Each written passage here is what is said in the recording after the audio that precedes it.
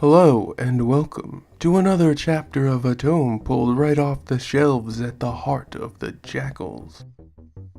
As always, I'm your diligent host, Lothran, and there's ever so much more data to relay. So let's get to it, shall we? Go grab a filling meal, settle into a cozy spot, and pay accurate attention to Fleet Part 51, Vutra Null. It's different. It's all changed now. Vilivin put the pad back in his secure chest, his only real possession right now. Vildar had loaned him both the stories on the pad and the all-weather lockbox that kept them safe. The way it was for the Vryn isn't the way it is for me.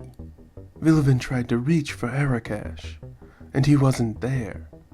Like the past 1,000 times he'd reached for Arakash. Vryns were never blocked from access to lore. Things are distinct now. Vilivin stood up, dusting off the decayed leaves as he surveyed the area he'd selected. Cam had dropped him off deep within the Kasseri Cauldron, into a lake. At least he'd been able to start a fire. That water had been much more frigid than he'd ever imagined it could be. He went back to loading up the fire and venturing out into the forest to gather wood to keep his only comfort well fed and supplied. Cam almost argued me out of this. He's almost as smart as his myth is starting to promote. Vilivin's stomach began to grumble. Another facet of imminent concern. Vilivin pushed all long-term burdens from his mind, choosing shelter over food. Having experienced one bitter cold, waterlogged night next to a struggling fire was more than enough of a supply for an entire lifetime. He was just squatting in a micro-cave, only just large enough for him to lay down in out of the wind and rain. The stone was warm from the fire, but it would feel near frozen again in no time at all if the fire died off. For starters, Vilivin kept his workload minimal. He was already hungry and beginning to feel it. No need to push things too hard, too fast. He gathered long, fallen branches and dead saplings, leaning them over the gap to block out the chill winds as best as he could, and packing dirt and moss between the gaps. Then he gathered up deadfall, dirt, and moss, fashioning a simple bed well behind the fire. That way the smoke would exit out the entrance he left to move through, and the fire would heat his small abode. It actually took a lot longer to do than he thought it would. And after that he had to push himself to go back out into the bitter wilderness and gather more fuel for his flames. The fire was ravenous, and it must be fed. Vilivin rested, feeling drained from less work than he normally did in a few hours. It's harder alone. I have to do this, though. I know it. A minuscule cord of wiggling electric neon green roving over the skin of his left pointer finger emerged out of nothing. It lived for only a fraction of a single second, and then it died, fizzling back out of existence. I must endure. The Vryn described their attachment to lore as if there were a filter in a conduit that ran right through them into another place. From there they got the energy. Through the filter there were various shapes of holes, and each person having their own size of filter width, representing their own ability to draw from lore. The fire crackled as a log upon it split and another shifted and fell, throwing sparks up into the air. Everyone started with the same ability to draw equally from everything, but as the Vryn used their powers and developed their own tastes for what they preferred, the holes hardened and became dedicated. They could alter these shapes, but it was dangerous, because the filter was meant to keep too much energy from flowing through all at once. This was the first bit of evidence that Vilivin was different from the Vryn right there. His first major draw had been way more energy than even a seasoned Vryn should be able to call forth. Arakash was very different from lore.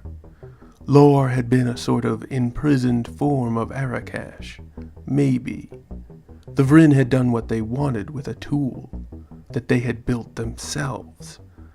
And likely, or who knows, over time, since that tool was like a hive, but a collective one, it coalesced into the shape and form of Arakash. Who's to say, really? It's a lot to think about, really, but Vilivin had the time now, and he did know that when he lifted the stone, that was a thing that would have taken a Vryn years of practice to accomplish. He'd done it on a whim. No Vryn accessing lore, no matter how powerful or naturally talented with lore, would have equaled anything like what Vilivin had already accomplished.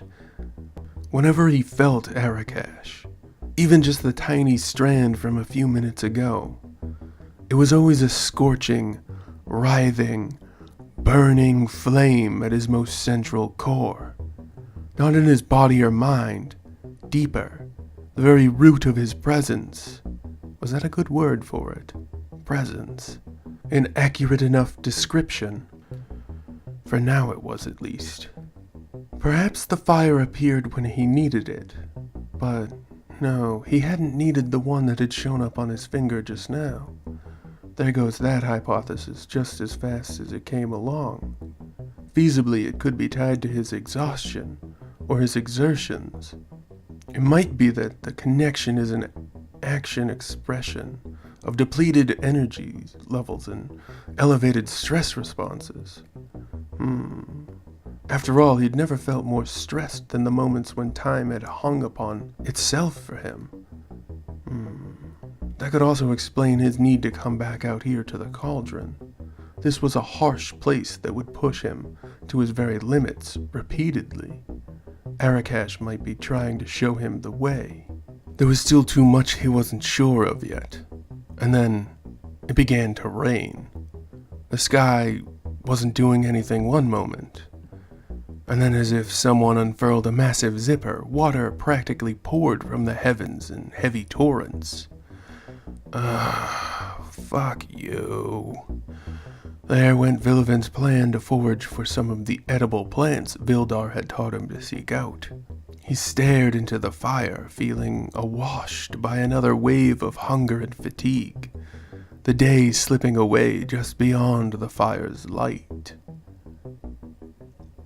And so it is, our time together has once more come to a close. I hope each and every one of you enjoyed the tale as much as I have the telling of it. As always, I've been your competent host, Lothran, and this was Fleet Part 51, Vutra Null. Another tale right from the heart of the Jakuls. And now, sadly, ever so sadly, we must once again part ways. Korvoth, guide them back along the proper path, back to the safety they know all too well. Yes, sir, Lothran. Oh, another Vilivin arc. He must be important to the story as a whole to warrant so much attention. Back to my job. A pleasant greeting and a fond farewell to each and all. Please leave all your comments, questions, and kindnesses down below. Don't you let me catch a single one of you leaving any of that mean, rude, or awful stuff, though. You keep all that foolishness to yourselves. Got it? I got my eye on you. Don't you do it. Don't you do it. Don't you do nothing down there that's bad. Don't you do it. Don't you do it. Remember to like, share, and subscribe to help us learn, spread, and grow. And don't forget that we strongly encourage each and every one of you to stay safe out there. Got stuff in my throat. See you again tomorrow for Fleet Part 52. There's gonna be a lot of nature for this week, probably. That's how Kasseri sounds. Good night and good luck. You need it. Bye-bye, everybody.